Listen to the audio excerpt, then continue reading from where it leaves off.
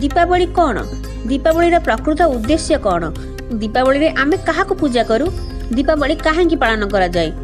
ये सब प्रश्न आपणक मन भितर उंकी मारुछि ना? मारिबा भी स्वाभाविक, काहेकि ना आजिकालीर जेनेरेशन रे भाबुचंती दीपावली हेउछि सेल्फी विथ साजसज्जा। आउ किछि लोक भाबुचंती वेस्ट ऑफ टाइम, किंतु ना, एहार प्रकृत कारण जानिले आम मनरे जो एमती प्रश्न उठुछि ता केबे भी उठिबो नाही बा केबे भी आसीबो नाही।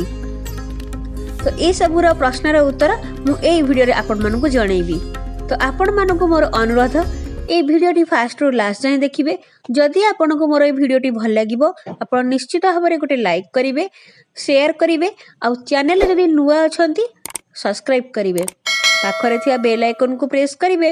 मोर आगु को आसुथिया नुआ नुआ भिडियो नोटिफिकेशन आपण सर्वप्रथम पाई पारिबे। चलंतु स्टार्ट करिबा। नमस्कार, जय जगन्नाथ। मु दीपाली आपण मानक स्वागत करुच्ची मोर ए भिडियो को। दीपावली एक संस्कृत शब्द रु आसीची दीप युक्त अबली। दीपावली, दीपर अर्थ होची आलोक, अबलीर अर्थ होची धाड़ी, समूह बा माला।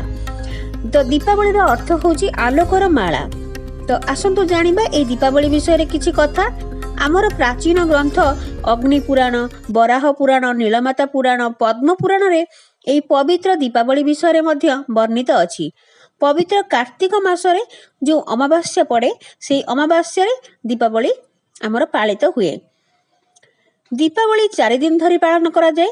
प्रथम दिन होची अश्विनी वैद्य द्वादशी बा गोबच्छ द्वादशी, द्वितीय दिन होची धनत्रयोदशी बा धनतेरस, तृतीय दिन होची नरक चतुर्दशी, चतुर्थ दिन होची दीपावली। आउ ए दीपावली दिन आमर महाकालींकर पूजा करा जाए, आउ लक्ष्मी पूजा भी करा जाए। दीपावली संबंध में अनेक किंवदंती अछि। सबुठारु गुरुत्वपूर्ण किंवदंती होची आमर त्रेतया जुगरे मर्यादा पुरुष श्री रामचंद्रंकर दीर्घ 12 वर्षर वनवास परे रावण परास्त परे अयोध्या प्रत्यावर्तन।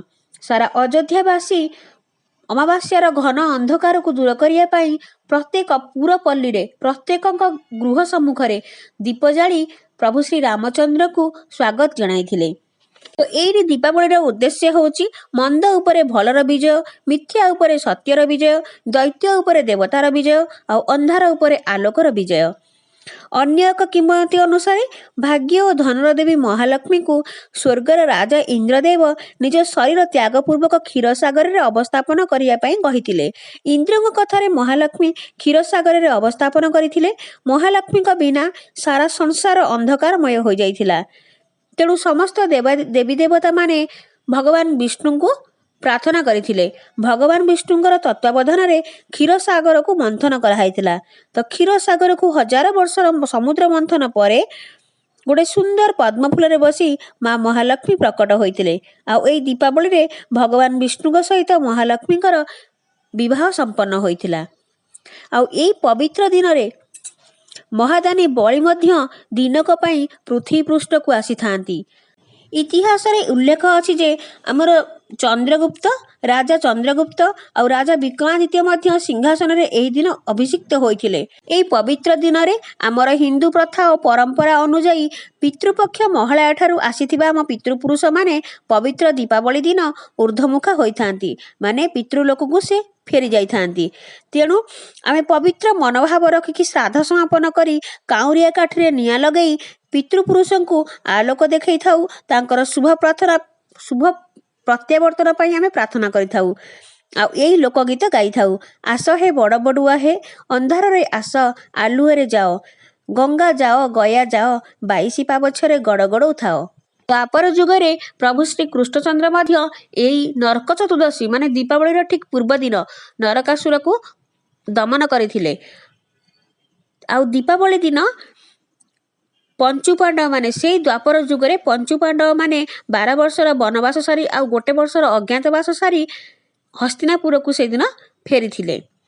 आ यार वैज्ञानिक मत मध्य अछि। वैज्ञानिक मानक मतरे वर्षा ऋतु रे बहुत कीटपतंग माने मध्य सृष्टि होई थांती। एणु दीपावली रे दीपर जो ज्योतिधारा थाए से ज्योतिधारा रे से माने पोड़ी नष्ट होई जांती, जहा द्वारा कि हमर परिवेश सुस्थ रहे। एई पवित्र दिन रे हमर माने पूरा भारत वर्ष रे समस्ते एई पर्व को पालन करती। सबु धर्मावलंबी लोक माने पालन करती। तो आमर एई दिन रे लोक माने समस्ते आनंद उल्लास रे नूतन वस्त्र परिधान करी ସମସ୍ତେ ନିଜ ନିଜ ଭିତରେ ଖୁସି ବାଣ୍ଟିଥାନ୍ତି, ମିଠା ବାଣ୍ଟିଥାନ୍ତି।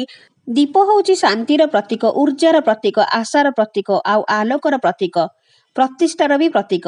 ଦୀପ ଏବଂ ରଙ୍ଗୋଲି କେବଳ ସାଜସଜ୍ଜା ପାଇଁ ଆବଶ୍ୟକ ନୁହେଁ।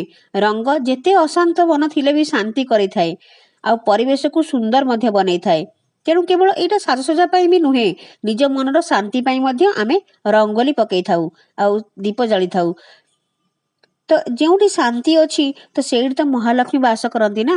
ତେଣୁ ଆମେ ଏଇ ଦୀପାବଳିରେ ପବିତ୍ର ମନୋଭାବ ରଖିକି ଠାକୁର ମାନେ ଭଗବାନଙ୍କର ଉଦ୍ଦେଶ୍ୟରେ ଦୀପଟିଏ ଜାଳି ରଙ୍ଗୋଲି କରି ଆଉ ସମସ୍ତେ ନିଜ ନିଜ ଭିତରେ ଶତ୍ରୁତାକୁ ଭୁଲି ଆଉ ନିଜର ଅହଙ୍କାରକୁ ଦମନ କରି ସମସ୍ତେ ଏକ ମନୋଭାବ ରଖି ଆମର ଏଇ ଆଲୋକର ପର୍ବକୁ ଦୀପାବଳିକୁ ପାଳନ କରୁ। ତ ମୋର ଅନୁରୋଧ ରହିବ, ସମସ୍ତେ ଏକାଠି ହୋଇ ନିଜ ପରିବାର ଓ ଆତ୍ମୀୟ ସ୍ୱଜନଙ୍କ ସହିତ ଏହି ପର୍ବକୁ ବହୁତ ଆନନ୍ଦ ଉଲ୍ଲାସରେ ପାଳନ କରନ୍ତୁ। ନିଜେ ହସିବା ସହିତ ଅନ୍ୟମାନଙ୍କ ମୁହଁରେ ମଧ୍ୟ ହସ ଫୁଟାନ୍ତୁ। ତ ଆପଣମାନଙ୍କୁ ଯଦି ମୋର ଏହି ଭିଡ଼ିଓଟି ଭଲ ଲାଗିଥିବ ଆପଣ ଲାଇକ୍ କରିବେ, ସେୟାର କରିବେ, ଚ୍ୟାନେଲରେ ନୂଆ ଥିଲେ ସବସ୍କ୍ରାଇବ୍ କରିବାକୁ ଭୁଲନ୍ତୁ ନାହିଁ। ମୁଁ ପୁଣି ଆସିବି ଆଉ ଗୋଟେ ଭିଡ଼ିଓ ନେଇ। ରହୁଛି ନମସ୍କାର, ଜୟ ଜଗନ୍ନାଥ।